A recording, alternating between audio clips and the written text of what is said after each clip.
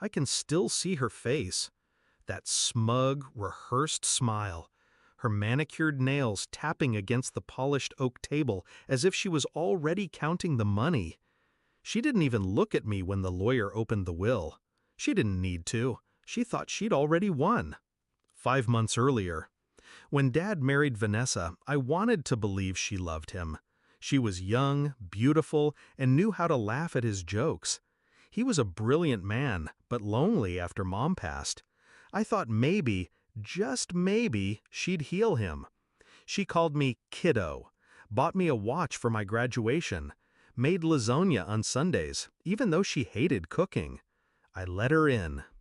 I shouldn't have. It started small. She'd forget to tell me about family dinners, change the locks while I was at work. Dad started repeating her phrases, little jabs about how I was still figuring my life out. Then came the night I overheard her on the phone. She didn't whisper. She didn't need to. Once he's gone, it's all mine. The kid won't get a cent. That's how we planned it. I stood there, in the hallway, gripping the wall so hard my fingers ached.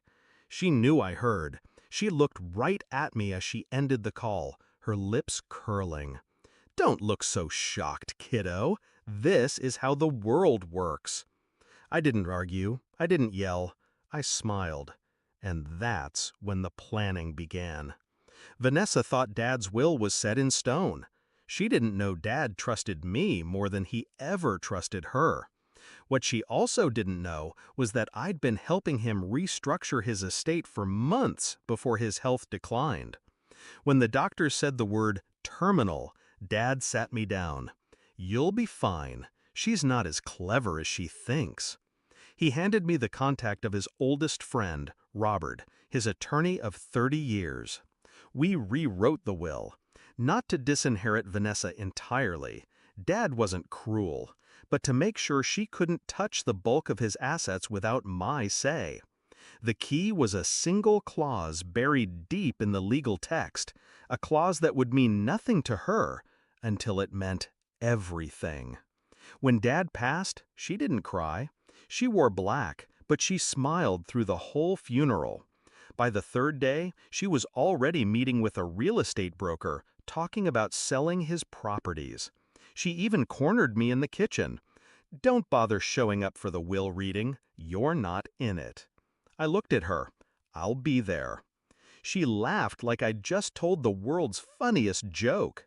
The reading of the will. The room smelled like leather and old paper. Robert sat at the head of the table, his glasses low on his nose. Vanessa sat to his right, draped in black silk, acting like a queen awaiting her crown. The first part was predictable: small bequests to charities, gifts to longtime staff. Then Robert said my name. Vanessa's smile twitched. "And to my son, I leave full controlling interest in the Winston Holdings Trust, including all associated accounts, assets, and properties, with the exception of," he paused, adjusted his glasses, "the residence at 4 Park Lane and a living stipend of $100,000 per year, which I leave to my wife, Vanessa." Her head whipped toward him. "That's it?" she snapped. Robert smiled, just a little. Per the clause in paragraph 14, any sale, lease, or transfer of trust assets requires the sole consent of your stepson. Without his written approval, you cannot liquidate or encumber any property within the trust. Her lips parted. No sound came out. She turned to me, eyes sharp enough to cut glass. "You planned this." I leaned back, calm as stone. "No, Vanessa. Dad did. I just made sure it was airtight." She tried to play it off, said she didn't care. But I watched her over the next months, how she wilted when her credit cards were declined because the joint accounts were in the trust, how the brokers stopped calling when they realized she had nothing to sell. The best part? I let her stay in the house, let her feel safe.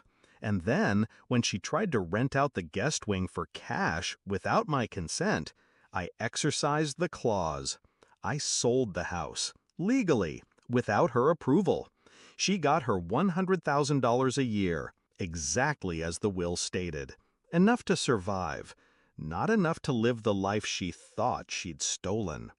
The last time I saw her, she was standing outside the Park Lane gates, suitcase at her feet. She didn't look at me when I walked past. I stopped, just for a second. "Guess you were wrong, kiddo," I said. Her jaw clenched. I kept walking. Revenge isn't about rage. It's about patience, about knowing when to speak and when to wait in silence until the ground beneath your enemy gives way.